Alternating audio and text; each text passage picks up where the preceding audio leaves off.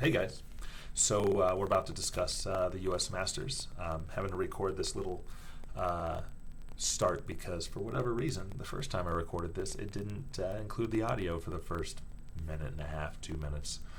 So just gonna throw this on the front end. But basically, I was just saying, hey, how's it going? Let's discuss the US Masters. And then I wanted to start it by showing some of my favorite clips. The first clip, there was no audio. I actually just shared that. It was a nice little YouTube clip someone had of me on stage playing Luke and me actually hitting a double. Oh my God! But it showed the crowd and the chanting, and it was really cool.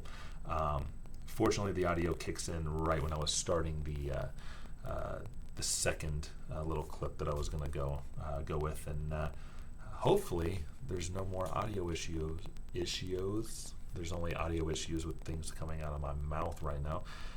Hopefully there's no more audio issues, with the rest of the video. And if there are, the two of you that will watch the whole thing, let me know if the audio cuts out again. Maybe I just need to re-record it. But for now, hopefully this does the job, and enjoy. Finally gave the crowd a 180. I had gone triple so many times and just ended up hitting a 140. So finally got to give them something.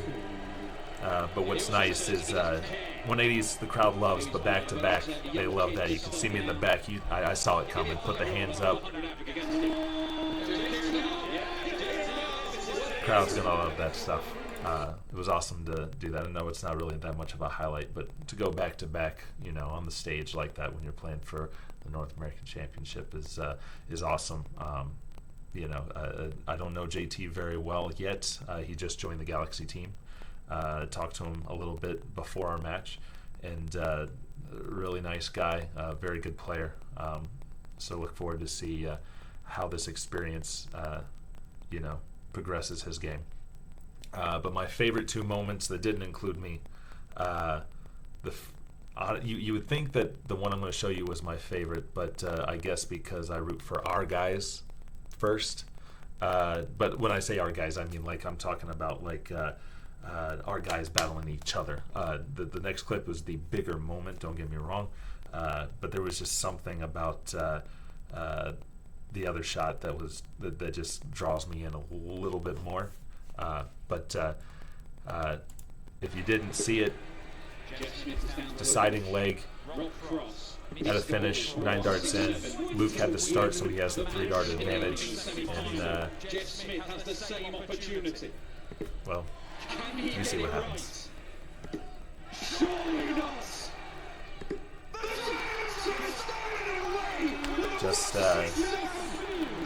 Just incredible.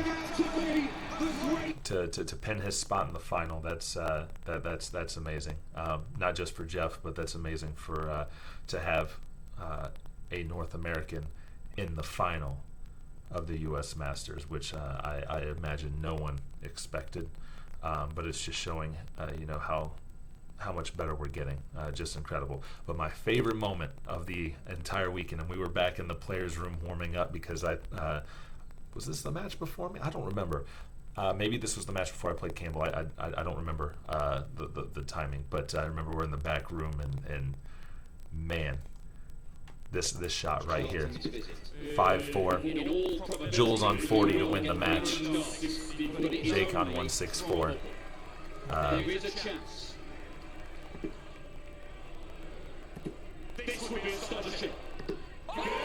Just incredible to force a decider. And Jake ended up having a shot at the 130 in the deciding leg.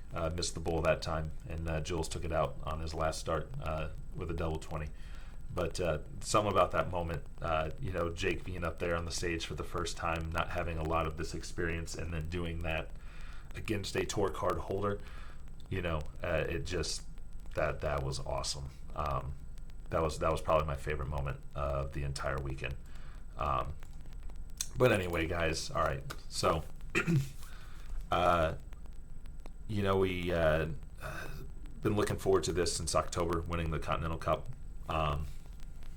I have to be honest. I wasn't excited. I wasn't nervous. I was just very calm heading into this event. Maybe it's because I have had a little bit more experience overseas. I know it's not these guys I've been playing, but I've been playing people that play these guys, that have had tour cards in the past, that have done big things. I know that we weren't expected to win. I mean, I have all the confidence in the world. If you saw my CDC recap, first event of the weekend, I'm shooting a 97 something for the entire event. I think I'm around a 92, 93 for 110 legs over the CDC right now. So I know that I can put up quality numbers to compete with these guys. If I won this event, I wouldn't have been surprised. It might have surprised probably everybody else, but I do believe in myself. But I think coming in knowing that I can win and knowing that I'm expected to lose and some combination of all that, I felt really calm about it. I talked to Jason Brandon at the players meet and greet the night before, and he said he kind of feels the same way. He's excited, he's ready to go, and we talked the next day and about 10 minutes before he went on stage, and I'm not so sure he was feeling that way, but it's I don't know, it's just different, but no. It was really cool. I mean, it's interesting. Every single result was 6-2, except for these two 6-4s, but 6-2 or 6-4. I don't know. It's weird. I don't remember much of everybody else's matches. I think it was really hyper focused on mine. Actually, I was so hyper focused that I forgot to go shake everybody's hands when I first got up on stage. I don't know. I was ready to go. I was excited. I wasn't nervous. Nothing. But man, I don't know if it was a combination of wanting it too much and being maybe a little too relaxed and too kind of ready to go. I felt a little flat. If you were watching, I don't know what it looked like on TV, but it just seemed like every dart I threw was sitting right on top of the wire every single time. I was talking to the people in the front row. I was messing with the crowd. I was told that I was kind of one of the few that was doing that. I don't know. Maybe that did kind of show a little bit of how I was approaching it, maybe a little differently than the other guys. I mean, I'm not to speak for them or anything like that, but I noticed that some of them were very heads down, very serious, and maybe to their detriment. I told Jason after his first match. Maybe sometimes it's kind of to take a little edge off or make it feel less serious. Maybe make banter with the crowd a little bit. I was feeling really good up there. But I came back. There was something like 6 straight darts where I'm sitting literally right on top of the wire. I come back and I tell the guys, I'm like, I do this and. I'm right there. Like, they're just not going in. And then what do? My next turn?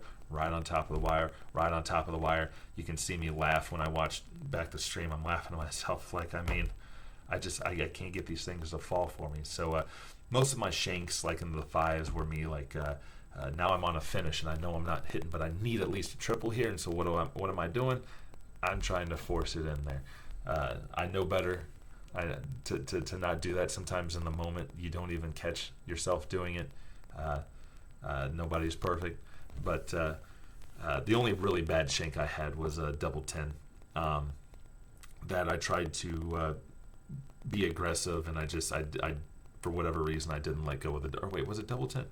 I don't remember. There was only like one dart. Oh, I think I had 70 left, and I just shanked it into the 6 and messed all that up against Luke there. But man, but you know what? There's 2 ways you can take losses. There's the one where you play awful and you don't even really want to get back to the board. You're just like, screw this game, whatever. Then there's the losses where you felt good, or like you just missed that one dart and you're just ready to go back up there. For the next 3 hours, just every 3 minutes, you can ask my wife, I just kept going, because I really felt like when I feel that good, when my darts feel that good, that's when I'm typically throwing those 95 to 100s, and when I watched it back, I think I was throwing a little fast. It wasn't Luke's speed that I was matching or anything like that. I think I was just that ready to go. I wanted to be at the line. I don't know. But 9 times out of 10 when I'm feeling that good, I'm throwing in the 90s. This just happened to be the 1 time out of 10 I shoot a 82. Unfortunately, definitely wasn't my best. But I don't feel bad about it. Like I said, the darts felt really good. I just could not get them to go into that triple for me. My scoring average was still a little over 90, about 8 or 9 points lower than what I would like it to be. Finishing at 18% was not great.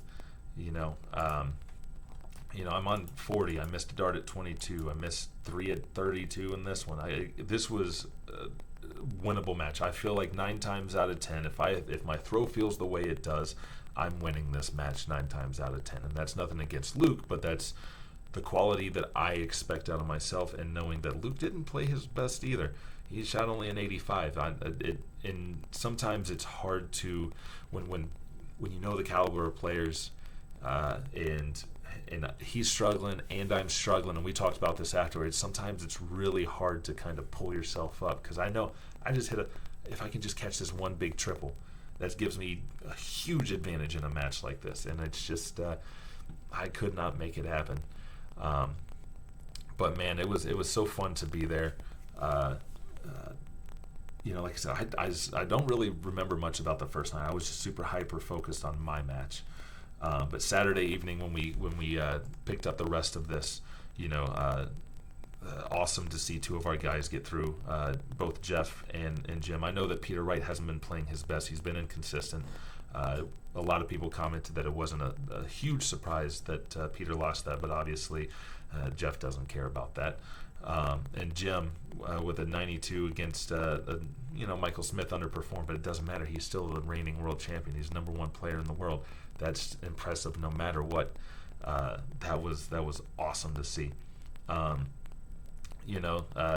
to see Jeff knock off Nathan. Nathan with a near 100 average and still got him 6-2. His finishing was, double 18 was automatic. I used to feel like I was automatic on double 18, but then I got so good at double 20 that now I suck at double 18 because I never shoot it anymore. But no, that was awesome. An awesome match against Luke and Gerwin. 104 and lose 6-4. That's the Luke I expected to face in the first round. And I guess a small part of me is glad I didn't, because I didn't play very good. So it could have been an even worse loss. But hey, you never know. If he comes out firing and it forces me to really hone in, maybe I play better as well. Like I said, when your opponent's struggling and you don't have to have your A+ game. Like even just your A- game's fine. And sometimes knowing that brings you down. But Jim fell short against MVG. MVG kind of had the full American or North American experience. He only played, Rob Cross. Other than that, he had where was it? He had Jake in the first round, Jim in the second round, and then Jeff in the final. But that final, I showed the clip earlier between Jeff and Luke was just, and again, it was incredible. The crowd there had to surpass anything we've ever seen in North America. It was just, you really don't understand what it's like until you're there. I was there that first year they came back to Vegas, like 6 years ago, whatever it was. And it was good there too, but this was on another level. It proves that there's a market here for this game being a spectator sport, and man, I really hope we get more and more of these, not just one a year. It's growing here with a lot of good press, a lot of good stuff. But yeah, it was. I'm sure you guys are probably wondering what it's like hanging out in the players' room, and to be honest, it's not that much different than hanging out with other people.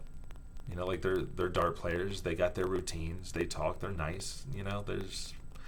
I don't bug people. I like to just kind of go do my thing, warm up, and all that. But they're all really nice, great people. It's I don't know. Hopefully you guys all get to experience that one day. Hopefully, look, I'm going to be coaching soon. Maybe I can help you get to that level, and then you can tell people how it was hanging out with these guys. So I did want to get some jerseys signed. One for me, just me personally. I didn't quite get everybody. I didn't want to bug everyone at the players meet and greet because there were so many people in there, and I had 3 jerseys to have them sign, and so I skipped that. Figured I'd wait till the next day, but then the next day I'm trying to focus on what I'm doing. So I didn't get everybody to sign my jersey. I missed Michael Smith and Peter Wright because they didn't show. They didn't show on Saturday because obviously they lost Friday night. But I got most of the guys.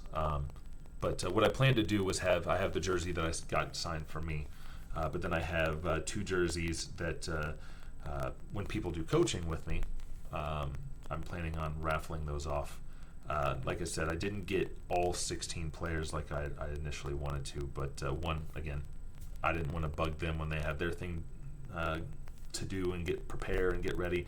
I obviously needed to focus on what I was doing. If I'd known that I was going to shoot an 82, then maybe I would have just gone ahead and done it. But so the jerseys that I plan to give away, it has all of the North Americans except for Jules, which that'd be easy enough to get him to add his in at some point down the road.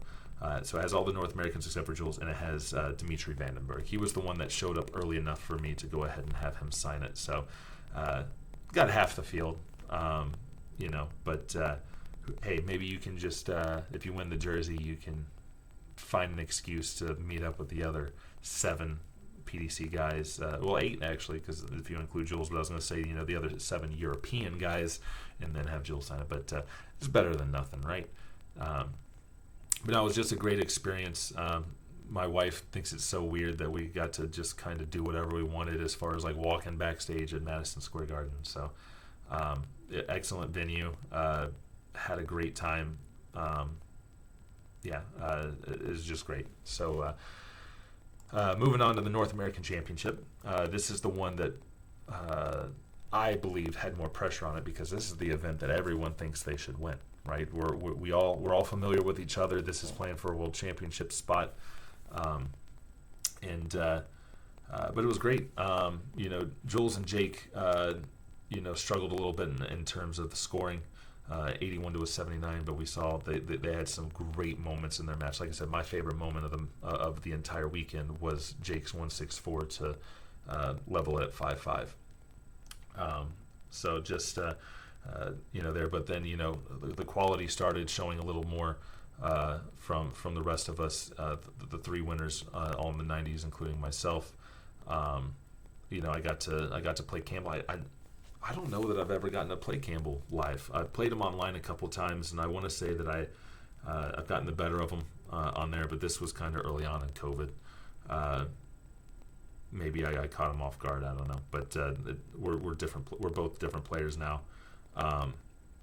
My scoring, I felt like that match was actually really good. I didn't get a chance to watch it back. I don't even know if I could find where to watch it back. But a lot of good setups, a lot of bold here. 139, 137, 135, 195. So I was scoring a little more consistent on the front end. Back end 43, not good. I get down to here 83, have a straight dart into the 111. Don't hit my double here, but I do finish it there. Again at 170 after 3.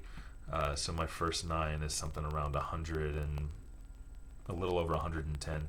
So really good scoring average. Again, just fat 60 here. More decent scoring here. Missed my 1 shot at the double. Decent scoring. Honestly, it was a really good match. A lot of good scoring. Excellent finishing from Matt, as far as I can remember, because I feel like every time he had a stab at it, he had the 120, hit it on the 67, hit the 62. I don't remember if he had a shot at it this time, but took it out, 3rd dart next time. Missed his 1 shot at the 130, but I just feel like every time he had a shot at a finish, whether it was 1, 2, 3 darts, he managed to hit it. The match would have been much better if not for this just awful leg. So heading into this leg, I had a little bit of tackiness in the fingers. I don't really know why, because I wasn't feeling nervous or anxious or anything. I mean, I was down 5-2 at this point, so if I was going to be nervous or anxious, it would have been at the start of the match. But now, and what this did is it made me rethink the match against Luke. So sometimes if I start to get a little tacky on the fingers, the dart sticks a little more in the hand. I'll just go wash my hands real quick, and then it's fine. They did feel a little tacky against right before I went on stage with Luke, but not enough for me to think that I need to go wash my hands. So maybe, in hindsight, maybe that is something that maybe that little extra grip affected the darts. Maybe that's why I was missing by just a smidge. But I don't know. The darts felt good. I'm not using that as an excuse. But in here, I got a little bit of tackiness on the fingers. Was having a hard time releasing the dart at the right time, considering it was a final leg in regards to where if Matt wins this, it's over. I tried to correct it mid-match, didn't really work. The 26 and 33, just awful. But that was me again. The dart. I mean, I know I went 100, 155, which isn't the worst, but those darts felt awful. I had no idea how those went in. And with me at 246, he's at 192. I'm trying to not place my darts, but I'm trying to time my release. And by doing that, I'm either pushing or pulling darts, releasing too early, releasing too late. I go 26, 33. I immediately stop myself from timing, just kind of tell myself just throw the dart. What happens, happens. And, of course, I had a 140. Maybe I should have done that 6 darts sooner. Again, the double 20 surprisingly felt decent out of my hand, even though, again, you had that little bit of tackiness. But that double 10, for whatever reason, that dart just wanted to stick in my hands. I could not let it go. It's like if you watch on TV, I didn't even look at it. It's one of those, as soon as you start going forward, instead of me releasing right here, it was still in my hand all the way through my throw. And as soon as I let it go, I just turned to the side. I knew it wasn't even remotely close. I didn't even want to see where it landed. But I still had another shot at it, just barely missed the double 2, but just an awful leg from both of us, honestly, to finish it off. But if I'm not mistaken, I was shooting around a 95, and he was at a 99 going into that final leg. So it was a really good, high-quality match. And even talking to him afterwards and mentioning it's like I'm not even upset that I lost because he played really well. I guess he was averaging a ton heading into that last leg. But I'm more upset at how that last leg, the cap leg was just awful. If I have a good quality leg, let's say that we drop this 33-26, we can even keep the 55 in there. If I shift this all up and let's say he takes it out, you know what? I leave that match saying, hey, dude, you shot amazing. He would have averaged, near 100 for the entire match. I'm fine with that. He was the better player in that match, right? That last leg just kind of, I don't know. I hate playing bad. Like I said, I always care about quality over result, because if I play with quality, I will get the results, and I will be competitive in every leg that I play. This ain't going to do it. So that was a little disappointing. But Jeff, another excellent showing over Jules, and then Jeff and Matt had an excellent match that went the entire way. So I know there's a lot of questions on who gets the World Championship spot now because Matt and Jeff are not eligible for it.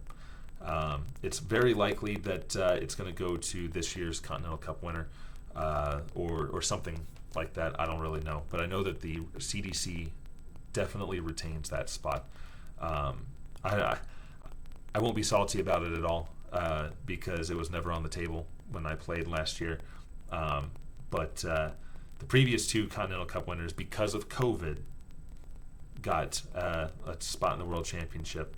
And if we do end up giving it to the Continental Cup winner this year, then 3 of the last 4 winners got a World Championship spot, and I just had poor timing in choosing when to win my championships. So that's a little that's like a little like dang, like not disappointing, but like you're just like I should have won the year before or whatever. But you know what? Hey, if we give it to the guys if we give it to the champ this year, that just means I got to go back to back, right? I know what I got to do.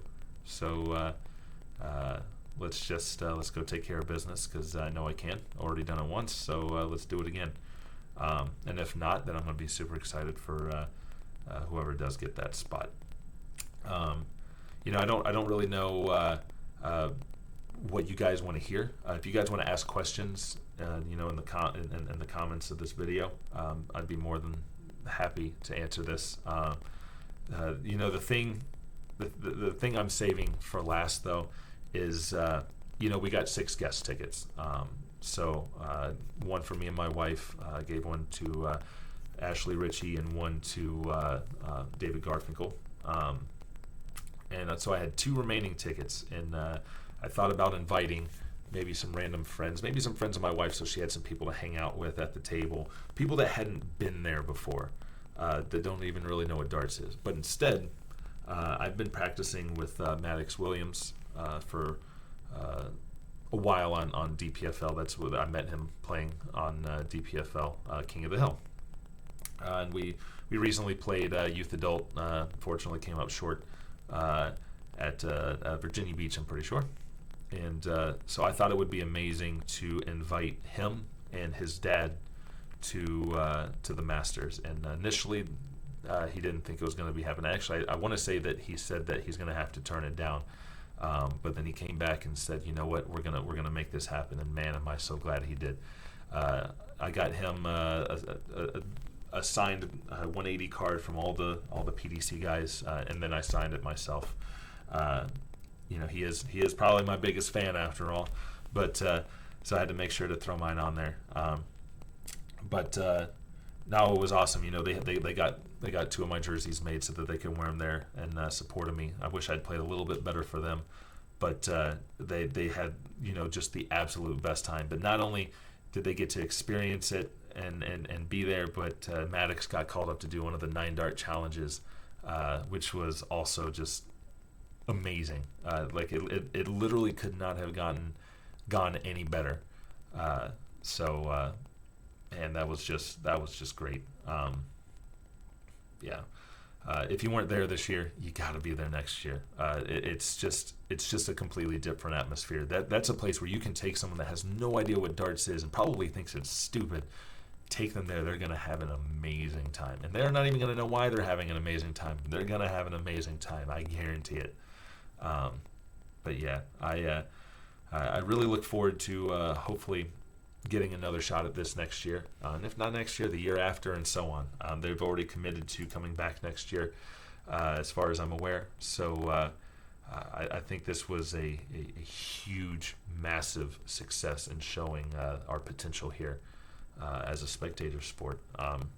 It was incredible. And the thing is that some of the quality was down from our players at times, but the quality was down from the European guys too. And they talk about how it's almost more stressful to play in America than back home. There's this expectation, and it's just different, And so as the pros build their comfortability, as we build our comfortability, it's only going to get better. I'm not going to shoot an 82 next time up there. I can guarantee that. I didn't put up my A+ numbers, here either with a 90 and an 87. Like I said, if you don't account for that last leg, it was closer to a 94, 95. So a little better. But the next time these guys come over, I feel like we're gonna do a whole lot better. I'm really looking forward to it. So, like I said, if you guys have any questions, I don't know what you might want to know. Let me know. A lot of you I got to talk to. I met so many cool people. It was so weird. I'm trying to just walk across the crowd and people rushing down to take pictures and get autographs.